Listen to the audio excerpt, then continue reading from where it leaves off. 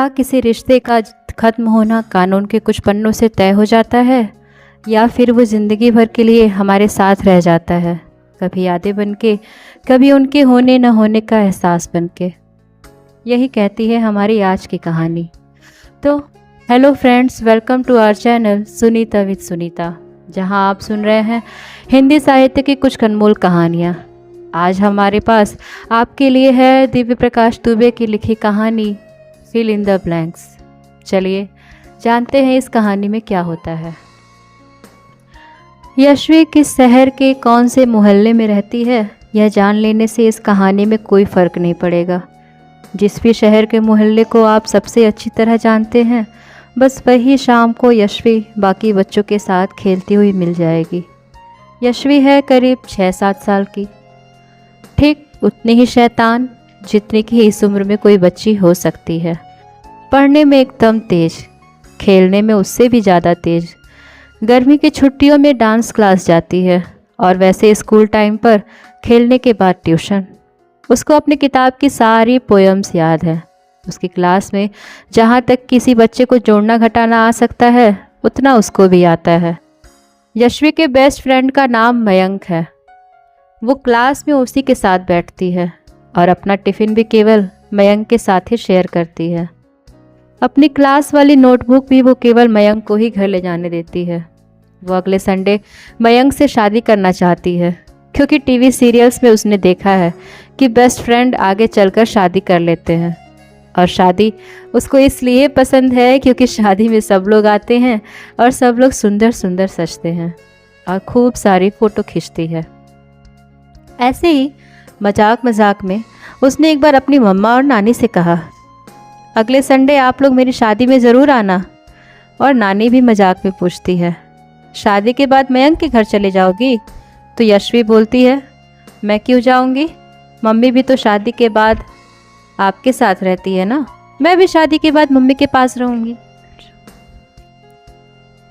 उसके इस जवाब से नानी झेंप जाती है और उसको जा पढ़ो बोलकर काट देती है।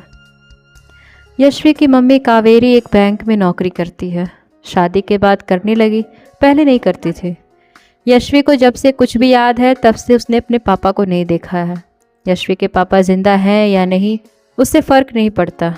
बस सच ये है कि वो यशवी के लिए नहीं है, ना ही कावेरी के लिए हैं। यशवी को अपने पापा के साथ रहने की आदत पड़ी ही नहीं। उसके 3 साल के होने से पहले ही उसके पापा ने अलग रहना शुरू कर दिया था। यशवी की मम्मी को जितनी भी आदत पड़ी थी यशवी के पापा की, वो इतने दिनों से उसके बिना रहने में ही छूट गई थी। यशवी अपनी नानी के यहाँ रहती है, जहाँ उसकी एक मौसी है जिसकी अभी शादी नहीं हुई है। और शादी न होने की बड़ी वजह यशवी और यशवी की मम्मी है, ऐसा पूरी कॉलोनी मानती है। यशवी के घर मम्मी की कोई सहेली आती है या कोई अंकल आते हैं नाना से मिलने, तो वो उनसे ज़रूर पूछती है कि वो लोग कौन कौन सी क्लास में हैं। यशवी के हिसाब से पूरी दुनिया रोज़ सुबह क्लास करने जाती है और जैसे जैसे लोग बड़े होने लगते हैं उनके क्लास का टाइम बढ़ता जाता है। यशवी को अपनी मम्मी का मोबाइल नंबर बहुत अच्छे से याद है। उसको अपनी नानी नाना का घर का पता भी रटा हुआ है। मम्मी ने इतना बता रखा है कि अगर कभी कहीं खो जाओ तो ये पता याद कर लेना और इस मोबाइल पे फ़ोन कर लेना। दुनिया इतनी बुरी नहीं कि तुम्हें कोई अंकल या आंटी घर तक न छोड़ जाएं। यशवी स्कूल से आकर सबसे पहले अपने नानी के मोबाइल से कावेरी को एक बार फ़ोन ज़रूर करती है। हालांकि कावेरी का नंबर मोबाइल में सेव है, लेकिन फिर भी यशवी एक एक नंबर दबा दबा के कॉल करती है ताकि ये चेक करे कि कहीं वो नंबर मम्मी का नंबर भूल तो नहीं गई। मम्मी को फ़ोन मिलाकर जल्दी आने के लिए कहती है और मम्मी भी जल्दी आऊँगी बोलकर रोज़ लेट हो जाती है।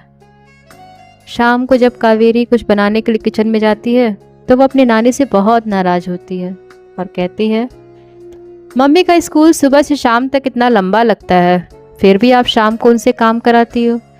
नानी और कावेरी ये दोनों सुनकर हंस देती हैं। यशवी उनको किचन से खींचकर अपने कमरे में ले जाती है और मम्मी से चिपटकर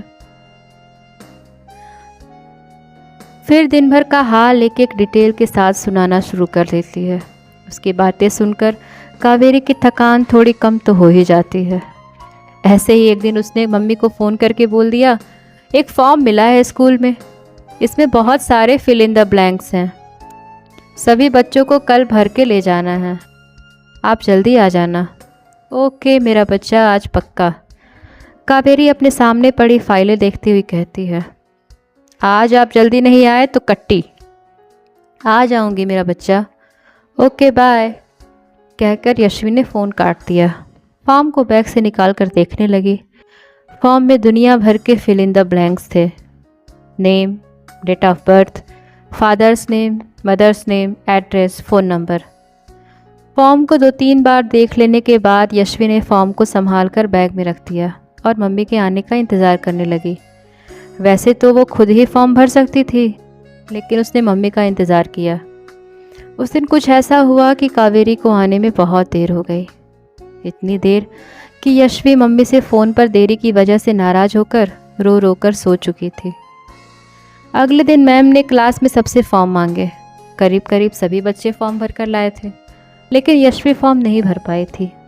यशवी का सारा काम हमेशा पूरा रहता था, इसलिए मैम गुस्सा नहीं हुई।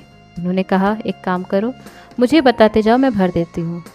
यशवी तुरंत तैयार हो गई और उसने कहा, जो फिल इन द ब्लैंक्स मुझे सबसे अच्छे से आते हैं वो आप सबसे पहले भर दीजिए। यशवी ने बताना शुरू कर दिया। बस एक फिल इन द ब्लैंक्स रह गया, वो था फादर्स नेम। मैम को लगा वो मजाक कर रही है, लेकिन बार बार पूछने पर भी यशवी नाम न बता पाई।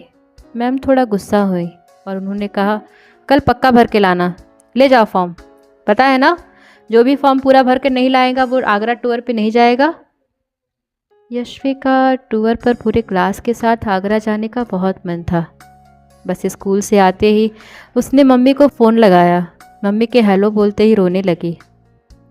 बच्चों को कई बार जी भर के रो लेना चाहिए। हर बार चींटी मर गई वाला झूठ बोलने से दुनिया के किसी हिस्से में सचमुच का एक चींटी मर जाता है। कावेरी उस दिन जल्दी घर आ गई। आते ही यशवी को कल के लिए बार बार सॉरी बोला,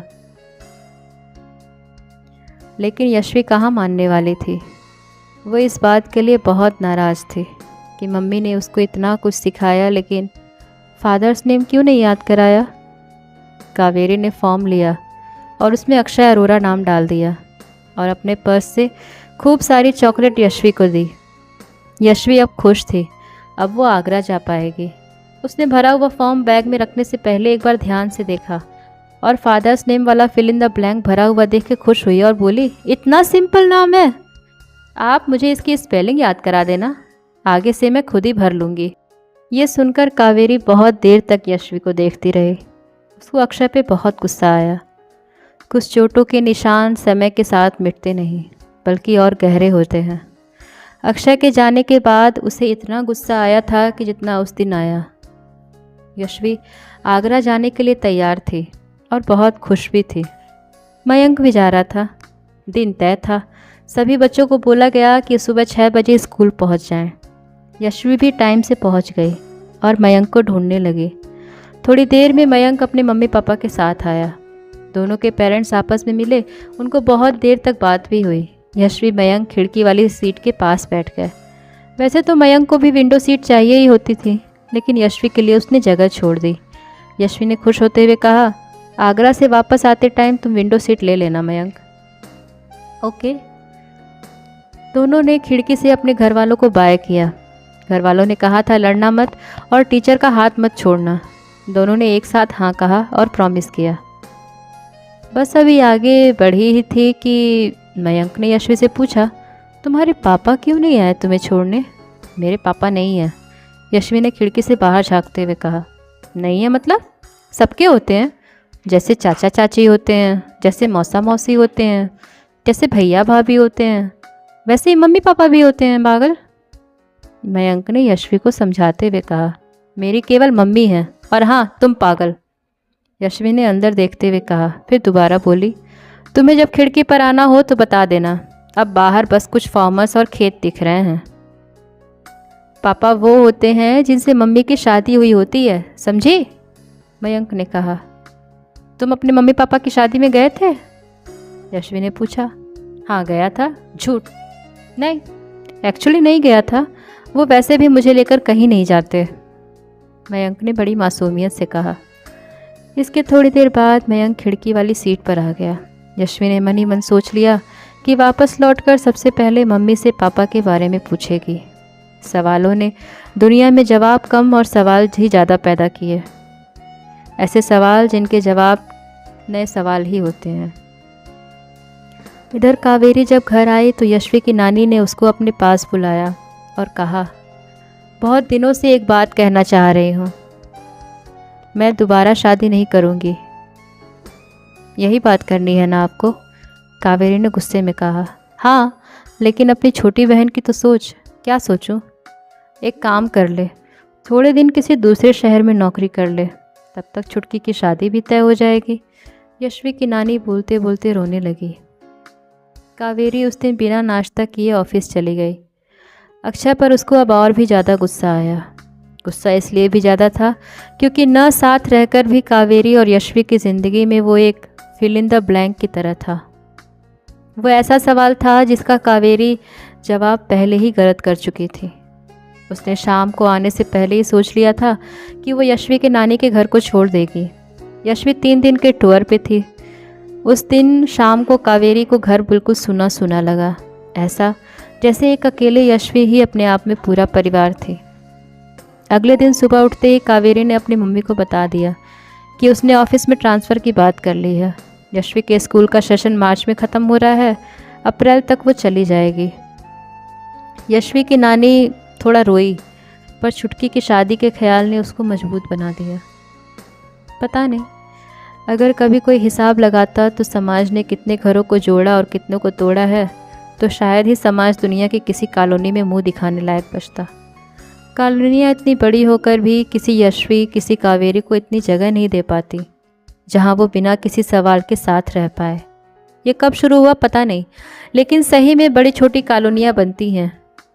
कॉलोनियों को एक होता है, बस त्योहारों पर अलग अलग कॉलोनियाँ निकल कर सड़क पर उस समय आइटम सॉन्ग पर नाच कर दिखा देता है कि जैसे उसका साइज कितना बड़ा है और लोग उसके लिए कितना पागल है। 3 दिन बाद यश्वी आ गई। उनके आते ही मम्मी को ज़ोर से गले लगाया, गाल पर 2-3 पुच्ची दी और उसके बाद आगरा टूर की एक एक चीज़ कावेरी को डिटेल में बताने लगी। नानी ने बीच में कुछ पूछा तो वो और भी बड़े ही कॉन्फिडेंस से बोली, आपको क्या पता, कभी आगरा गए भी हो? इस पर सब लोग हंस दिए। छुटकी बहुत हंसी, नानी छुटकी से कम हंसी और कावेरी सबसे कम। मयंक ने प्रॉमिस किया है वो मेरे लिए ताजमहल बनवाएगा। शाहजहां मुमताज़ महल का बेस्ट फ्रेंड था, पता है आपको? इस बार कमरे में सब लोग बराबर हंसे। यश्वी ने नानी और छुटकी के जाने के बाद अपनी मम्मी से पूछा, मम्मी मेरे पापा कहाँ हैं, जैसे मयंक के हैं?